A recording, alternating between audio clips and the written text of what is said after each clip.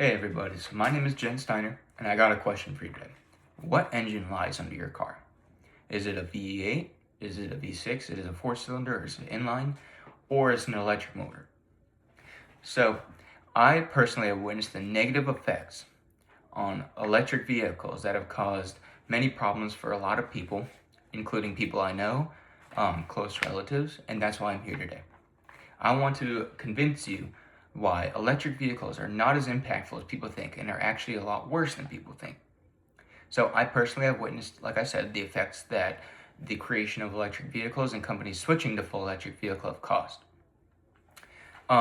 So first we need to dive in on the reason for change. So yes, there is a need to change the trend right now of going full electric vehicle. Electric vehicles, unlike a lot of people think, are actually pretty harmful to the environment, even though they don't combust gas and release that into the atmosphere.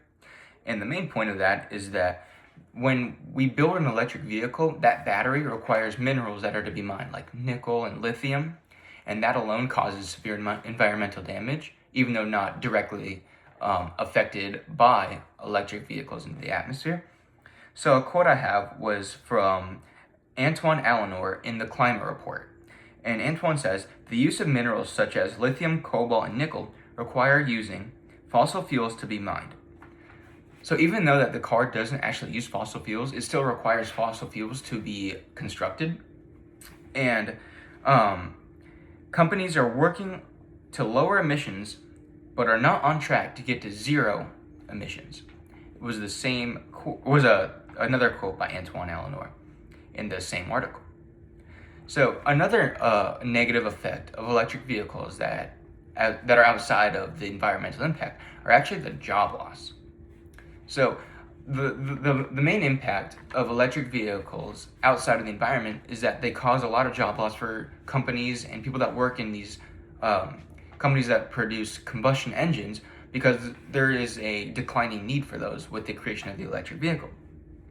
So Benjamin Skuse in the IEEE Spectrum did a report on Ford Motor Company, and he says Ford, for example, cut 3,000 salaries recently and contractors as a down payment for the transition to produce electric vehicles. So they are cutting employees and decreasing salary and firing because they need more money to produce these electric vehicles, which is an example of the job loss effect. Job loss stake is very high because more and more companies are switching to electric vehicle, which in return decreases the need for combustion engines. So Devashri Saha wrote in Navigating the Electric Vehicle Transition, and he quotes, nearly 90,000 workers are responsible for manufacturing large auto parts or systems for combustion engines. So that's 90,000 jobs required for these combustion engines. And if we were to take those combustion engines away, that's 90,000 without a job. But now that we've identified the problem, we now have to discuss the solution. So the solution is a lot more simple than people think. It's not going full combustion engine or just eliminating electric vehicles completely. It's just sticking with brands that continue building gas cars and refuse to go full electric. So Ford, for example, Lauren Fix, reporting for Ford, says nearly 90,000 workers are responsible for the assembling and manufacturing large auto parts and systems. Now, if you were listening, you would know that previously I quoted, and she quoted that after interviewing Devarshi Saha.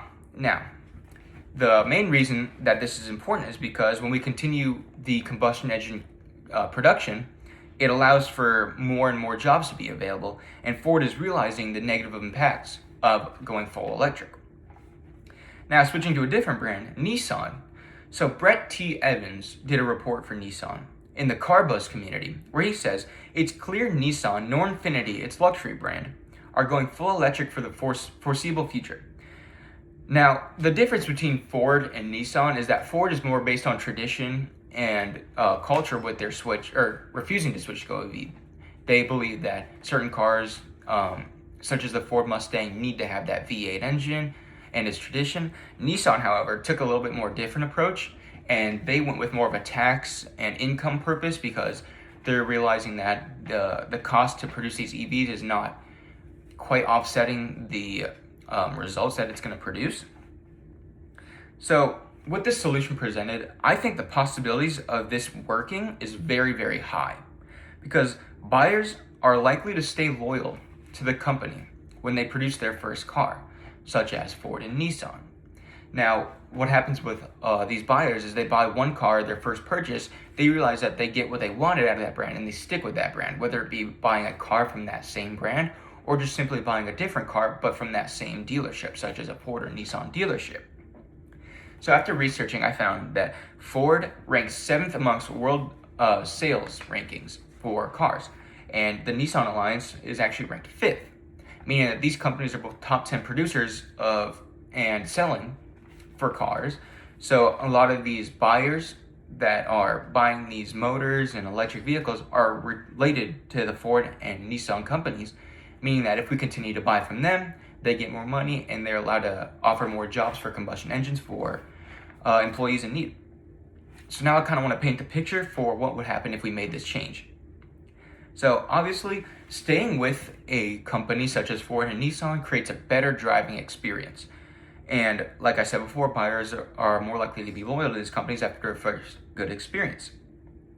So Jason Hayes did a report with the Wall Street Journal, and he quotes, "The Wall Street Journal described a nightmare trip from New Orleans to Chicago with an electric vehicle, and the concerns were range and driving anxiety, and there was a highlight for the increased anxiety about how much distance an electric vehicle would make and the increased risk for constantly stopping to charge." So I just want to kind of review what I've read for you guys today. So both companies are not accepting donations. They actually donate their money. So this is what you can do. So if you want to make the change, just simply make your next purchase at one of their dealerships. It doesn't have to be a Nissan or Ford. It just has to be at their dealership so they get the profit. To do so, just locate your nearest dealership near you and sign the papers when you are in need of a car. So lastly, I just want to say electric vehicles do in fact cause environmental damage. Ford and Nissan are the main two companies that are refusing to change, even though they have incurred fees to not produce electric vehicles. Now, what you can do is just purchase your next car at one of these dealerships and you can change today. So doing so will save money, create a better driving experience, and save nearly 100,000 jobs. So I hope you take what I said today and consider it when you buy your next car, and hopefully you overlook the pros of electric vehicles as opposed to the cons. Thank you.